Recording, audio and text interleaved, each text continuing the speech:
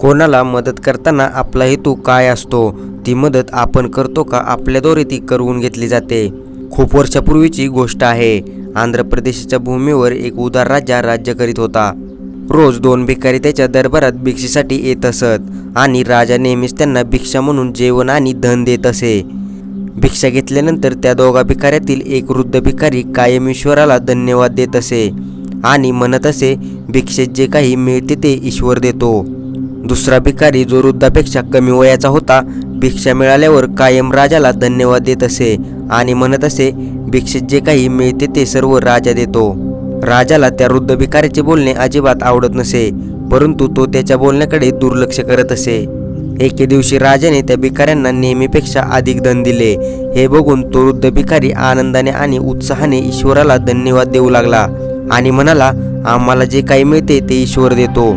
यावेळी राजा त्या भिकाऱ्याच्या बोलण्याकडे दुर्लक्ष करू शकला नाही आणि मनातल्या मनात विचार करू लागला की मी या भिकाऱ्याला कितीही धन दिले तरी सुद्धा हा फक्त ईश्वरालाच धन्यवाद देतो आणि सांगत असतो की ईश्वर देतो, ईश्वर देतो।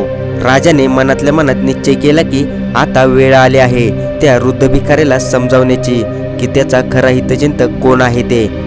दुसऱ्या दिवशी जेव्हा ते दोन्ही भिकारी दरबारात भिक्षा घेण्यासाठी आले, तेव्हा राजाने भिक्षा दिल्यानंतर दोन्ही भिकाऱ्यांना आदेश दिला की ते रोजच्या रस्त्याने जातात त्या रस्त्याने न जाता एक छोटा रस्ता आहे ज्याच्यावर वर्दळ कमी असते तिथून जावे।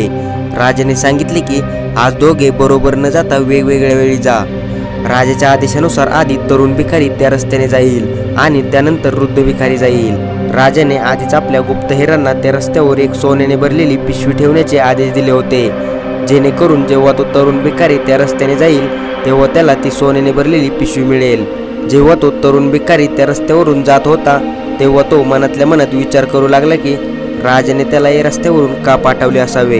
येथे तर किती शांतता आहे, वृक्षाने वेढलेला हा रस्ता किती सुंदर दिसतो आहे। कदाचित राजाला वाटत असेल की मी या सभोवतालच्या दृश्याचा आनंद घ्यावा, मी तर या रस्त्यावरून डोळे बंद करून पण चालू शकतो, असा विचार करत तो तरुण भिकारी आपले डोळे बंद करून चालू लागतो। यामुळे तेथे सोन्याने भरलेली पिशवी न बघताच तो पुढे निघून गेला। जेव्हा तो वृद्ध भिकारी त्या रस्त्याने जाऊ लागला तेव्हा त्याने ती सोन्याने भरलेली पिशवी बघितली आणि त्याने ती उचलून घेतली। दुसऱ्या दिवशी राजाने त्या दोघांना विचारले की काल त्या रस्त्यावर काही पडलेले तुम्हाला सापडले का। त्या तरुण भिकारीने नाही म्हणून मान हलवली आणि सांगितले की तो रस्ता तर खूप शांत होता आणि छान थंड हवा वाहत होती। मी डोळे बंद करून त्या हवेचा आनंद घेत त्या रस्त्यावरून चालत होतो, यामुळे मी तिथे काहीही बघितले नाही। तेव्हा त्या वृद्ध भिकारीने सांगितले, मला तिथे सोन्याने भरलेली पिशवी सापडली। आयुष्यात जे काही मिळते ते सर्व ईश्वरच देतो। भिकाऱ्याचे बोलणे ऐकून आता राजाने मनातल्या मनात दृढ निश्चय केला की जोपर्यंत त्या वृद्ध भिकाऱ्यासमोर मी हे सिद्ध करत नाही की देणारा ईश्वर नसून राजा आहे आणि मीच त्याचा खरा हितचिंतक आहे म्हणून, तोपर्यंत मी स्वस्थ बसणार नाही। म्हणून जेव्हा ते दोन्ही भिकारी भिक्षा घेऊन परत जात होते तेव्हा राजाने त्या तरुण भिकाऱ्याला परत बोलावले आणि त्याला एक भोपळा दिला। राजाच्या आदेशानुसार तो भोपळा आधीच आतून पोखरून त्यात चांदीची नाणी भरण्यात आली होती।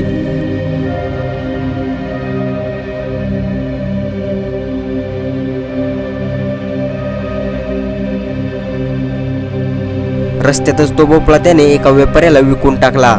दुसऱ्या दिवशी जेव्हा दोन्ही भिकारी राजदरबारात पोहोचले तेव्हा राजाने भिकाऱ्यांना विचारले की काल तुमच्या बरोबर कुठली घटना घडली का। तरुण भिकारीने सांगितले की काहीच विशेष झाले नाही, शिवाय हे की तुम्ही मला इतक्या उदारतेने जो भोपळा दिला होता त्याला विकून मी रोजच्यापेक्षा अधिक पैसे कमवले।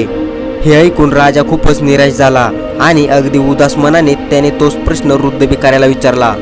वृद्ध भिकाऱ्याने उत्तर दिले, काल माझ्याबरोबर तर एक खूपच असामान्य घटना घडली। जेव्हा मी भीक मागून घरी परतत होतो तेव्हा एका व्यापाऱ्याने मला बोलावले आणि मला एक भोपळा दिला। जेव्हा मी घरी जाऊन तो भोपळा कापला तेव्हा मला तो चांदीच्या नाण्यांनी भरलेला आढळला। जसं की मी नेहमीच सांगत असतो की आयुष्यात आपल्याला जे काही मिळते ते ईश्वर देतो। हे ऐकल्यावर राजा एकदम सुन्न झाला। तर मित्रांनो, या कथेमधून आपल्याला शिकायला मिळते की आपण ईश्वराबद्दल काय सांगू शकतो, तो अनंत आहे। सीमित विषयावर आपण पोथ्या लिहू शकतो, परंतु ईश्वराच्या बाबतीत आपण एकही शब्द सांगू शकत नाही। आय होप मित्रांनो, मला या कथेच्या माध्यमातून जे काही सांगायचे होते ते तुम्हाला समजले असेल। तर मित्रांनो, व्हिडिओ कसा वाटला, काय वाटला कॉमेंट्समध्ये जरूर सांगा. आणि अशाच आपल्या मराठी भाषेतून नवनवीन प्रेरणादायी कथा पाहण्यासाठी आपल्या इझी मोटिवेशन स्टोरीज या यूट्यूब चॅनलला सबस्क्राईब करा. आणि नवनवीन व्हिडिओची नोटिफिकेशन सर्वात आधी येण्यासाठी बेल आयकॉन प्रेस करा. तर चला भेटूया पुढच्या एका नवीन भन्नाट अशा व्हिडिओमध्ये. तोपर्यंत धन्यवाद.